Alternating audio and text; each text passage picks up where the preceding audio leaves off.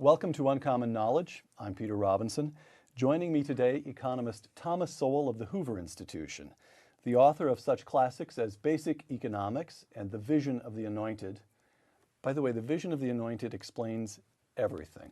It is a truly great book. When I call that one a classic, I really do mean it.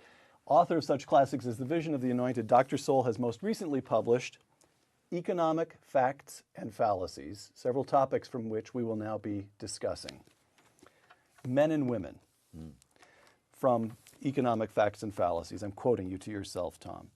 Quote, "It is widely believed that the rise of American women in high-level occupations since the 1960s has been due to anti-discrimination laws, and that these in turn have been due to the feminist movement. In reality, the proportion of women in high-level occupations was greater during the first decades of the 20th century than in the middle of the 20th century, and all of this was before the feminist movement." Explain. Yes, in the first half of the 20th century, for example, in 1908, the percentage of women in who's who in America was twice what it was in 1950. And various fields, if you look at the women who got PhDs in economics, chemistry, who got law degrees, other postgraduate degrees, those were all higher in the 20s and 30s than they were in the 50s. And there was a very simple reason for it. Women in those days got married later. In the early years of in the the early century. years. Right. Over time, the age of marriage and the age of beginning to have children began to decline. And the classic era was, of course, the era of the baby boom. And that's when women hit a low in their proportion of the postgraduate degrees and in the professions in which those degrees would be used. Now, around 1956, the age of marriage began rising. And in 1957, the age of having children rose, strangely enough. And as that rise continued, you saw women rising again in these various professions. So that now one of the professions, they reached in 1972 the same proportion they had had back in 1932. And as the age of marriage kept rising and as the number of children kept falling, women went on to higher and higher levels. Now, the people on the other side say the opposite by the simple expedient of looking as if the world began in 1960. They ignore all the rest of that, and they say it's all due to the feminist movement, to anti-discrimination laws, and so forth. Well, you're right. I'm going to quote you again. "Among the many factors which influence male-female economic differences, the most elusive is employer discrimination." Yes, that when you correct for all the various factors, such as the number of hours worked, the continuous employment versus taking a few years out to have children and so on. You take all that into account, the differences between men and women become quite trivial. If you look at the academic world, or as far back as 1969, women who had never married and who had earned higher incomes than men who had never married. They became a tenured professor at a higher rate than men who had never married.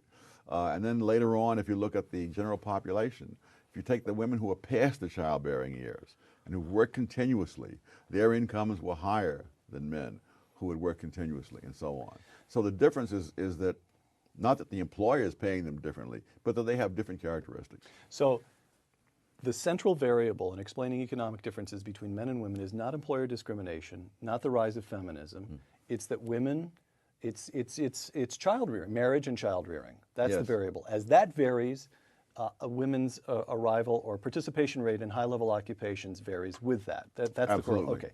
Now, in principle, you note, family responsibilities could be perfectly evenly divided between fathers and mothers. But that isn't the way it has worked in practice. Quote, I'm quoting you again, "Since economic consequences follow from practices rather than principles, the asymmetrical division of domestic responsibilities produces male-female differences in income," close quote. Question, what are the policy implications of that?